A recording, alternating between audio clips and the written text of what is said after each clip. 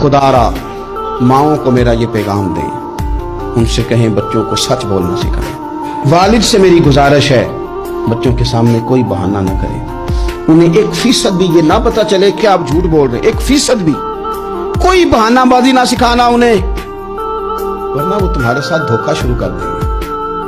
वो कॉलेज नहीं जाएंगे पर तुम्हें कहेंगे मैं गया था, वो स्कूल नहीं जाएंगे और तुम्हें कहेंगे मैं गया था, तुम्हारे साथ धोखा करेंगे।